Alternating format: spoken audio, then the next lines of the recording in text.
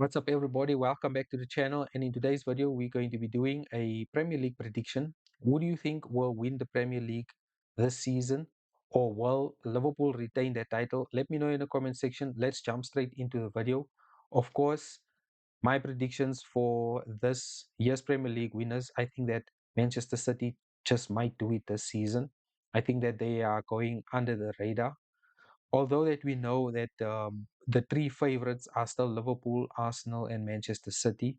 More so, Liverpool and Arsenal are the ones who we think that could get it done this season. Even so, Liverpool, being that they are the current champions and they really look like they want to retain their Premier League title.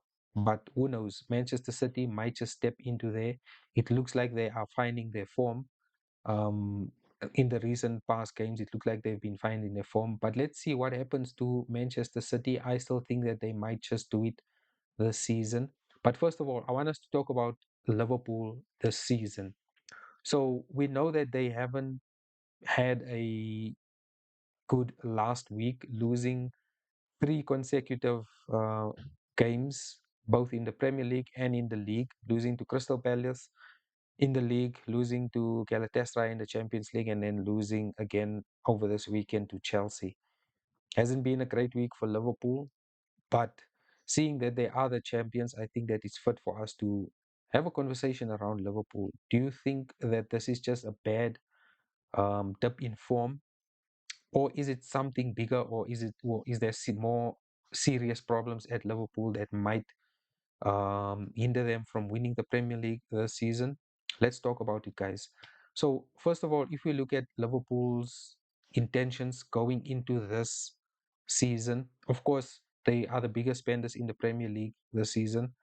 Um, they spent some big price tags on, I would say, good players. They brought in Frimpong, they've brought in Florian Wirtz, and they've brought in Isak. So the total transfers, I think, was just over 300,000. So that really showed their intentions this season, that they want to double down and go out and retain or win back-to-back Premier League titles. Of course, we know Liverpool are not in a rebuilding phase, so we can't say that they're spending this type of money to rebuild their team. So we know that with how they spend and the positions that they are being the champions, that they really want to go out and win the Premier League again. But it looks like the transfers that they made. Let me know what you think about Frimpong. Let's start with Frimpong first. What do you think about Frimpong as a signing? Do you think that he is any better than Trent?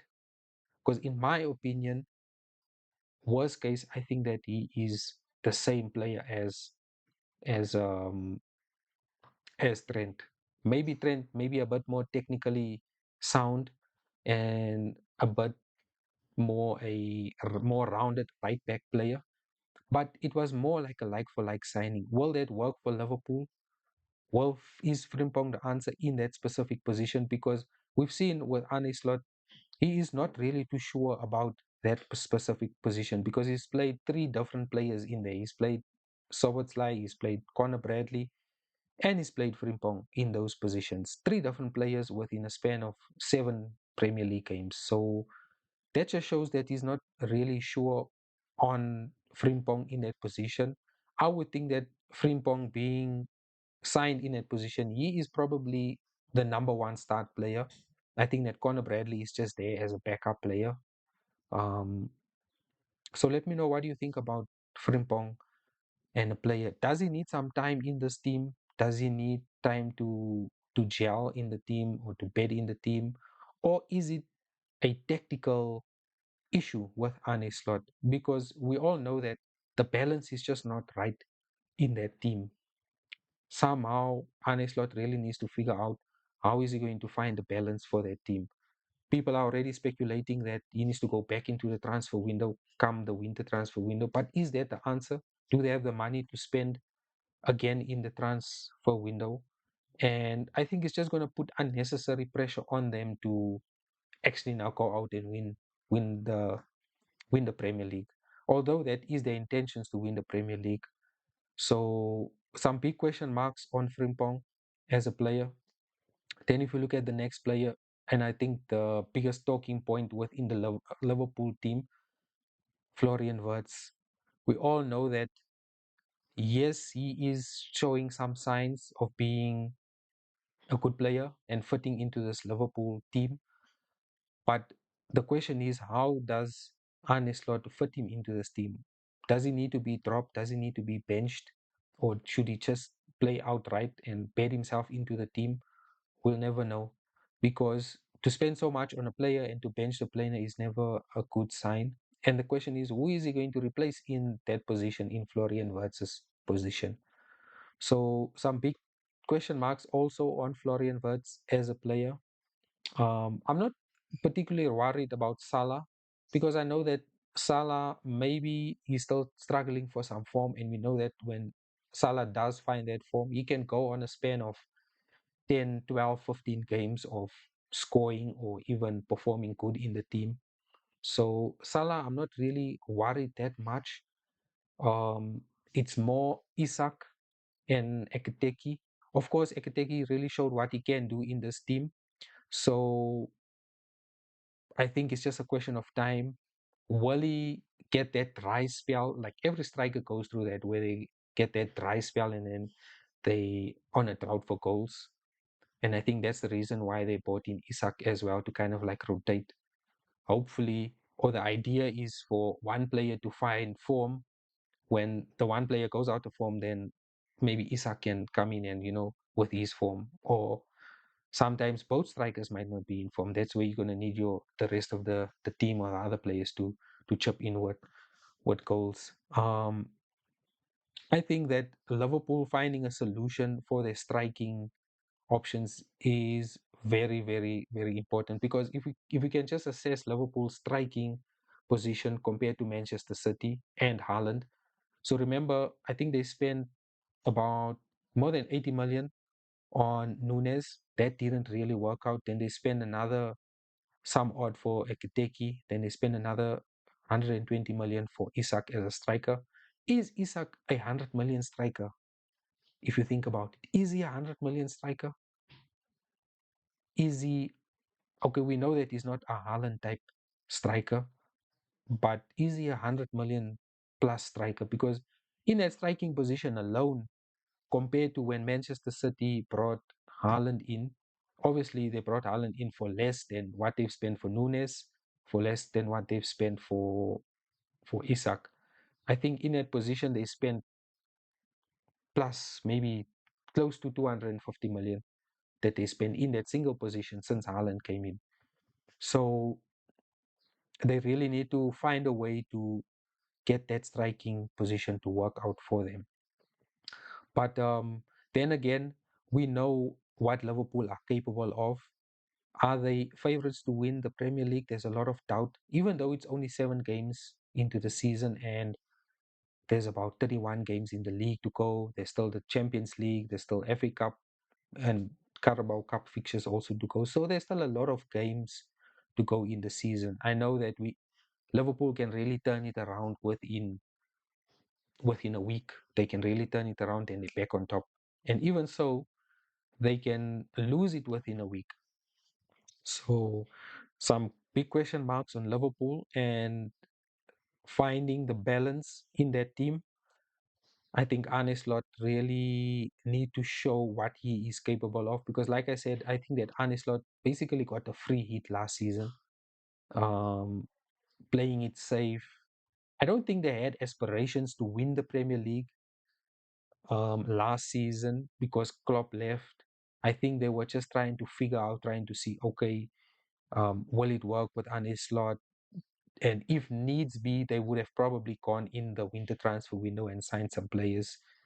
Um, so I think that Arne Slot got a pass last season. So we're really going to test Arne Slot this season to see what he is capable of. So let me know in the comment section, what do you think of Liverpool and the team and the balance in the team?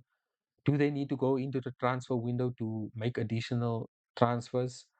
How will Arne Slot find a solution in this Liverpool team? Because I think this season is really going to work for his money, finding the solution. And who knows, what if next game things start to gel, things start to click, and then they kick on from next week's game. Um, Looking at Liverpool's fixtures also, the next league fixture is Man United at home. Also a tricky match. Then we got Champions League away to Eintracht Frankfurt, another away match. That can be a tricky match. Then they go again away to Brentford in the league, another tricky match again. Then they go home to Crystal Palace, another tricky match for Liverpool. Then they stay at home at Anfield. They could get some points there, but we never know. Then, of course, then they still at home to Real Madrid and away to Manchester City in the next transfer or the next international break. So those are the fixtures. They've got Manchester United, Frankfurt, Brentford, Crystal Palace, Villa, Real Madrid, Manchester City until the next international break. So the fixtures are some tricky fixtures. So could it be that this next fixtures up until the next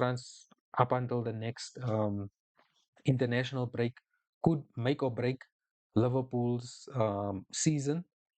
Because that Crystal Palace game could be a tricky game.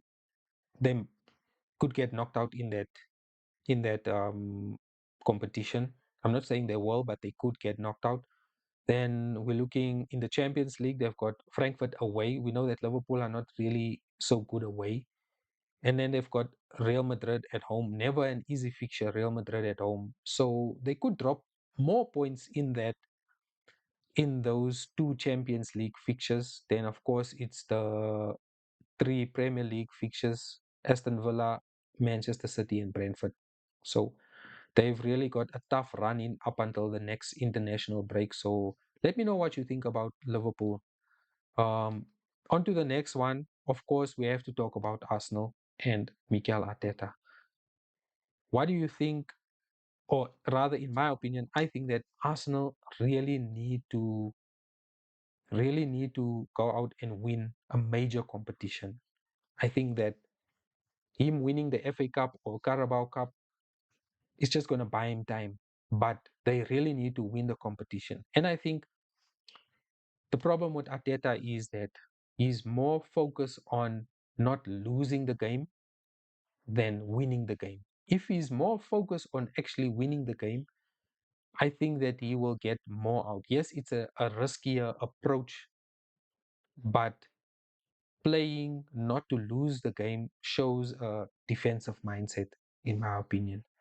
And them hunting or going out to win the Premier League, you can't have a defensive mindset. You need to have an attacking mindset to go out and to win. You're not defending anything because we've seen with Manchester City, I think when they reached two Premier Leagues, when they went for the third one and the treble eventually, they were more defensive. We've seen that they've been playing with four defenders in the back line.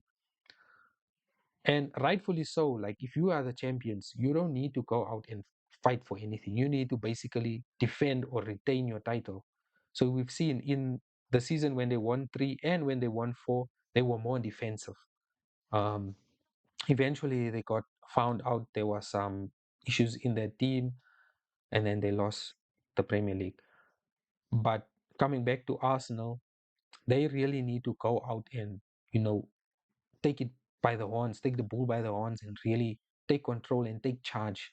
Because it seems like Ateta is too calculated.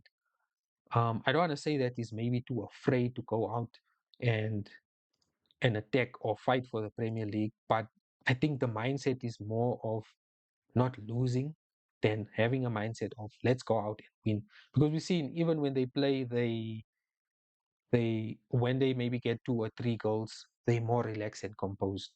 Could be a way of them managing their injuries. Could be a tactical stance. But we've seen that over the past 5 years, that hasn't really worked out for Arteta. He hasn't yielded any results playing that way. The question is Arteta the right manager for Arsenal to get Arsenal over the line? Um, and also from an Arsenal standpoint, I'm not an Arsenal fan or Arsenal supporter, so I can't really say much. But it's also a mindset thing. When you ask Arsenal, are you going to win the Premier League? We don't normally get like a direct answer. It's always how will we see, or Liverpool are still the favorites, Manchester City does, Manchester. You need to be sure that your team is going to win. Even if maybe you don't really believe, but you need to say it because that energy that you're building as a fan base will feed into the club, will feed into the players, and you all will start believing.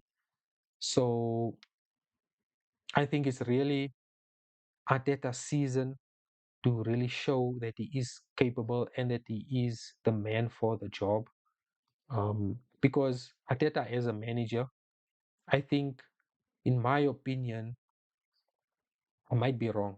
I really might be wrong. But in my opinion, I think that what he brings to this Arsenal team is stability into this team. And that's what he was as a player when he was at Arsenal, bringing stability to the team. I don't think that, um, I don't want to say he doesn't have the capabilities of winning, but I don't think he has, um, how can I say, that factor of winning. Yes, I know he is a winner or he thinks like a winner, but that factor of winning, can he bring that or can he translate it into this Arsenal football club? So, yeah, a lot of questions are on Arteta. Arsenal fans, let me know. Do you think this is Arteta's last season at the club? Do you think that he needs some more time? I don't think so. I think that it's about time that he wins something for the club.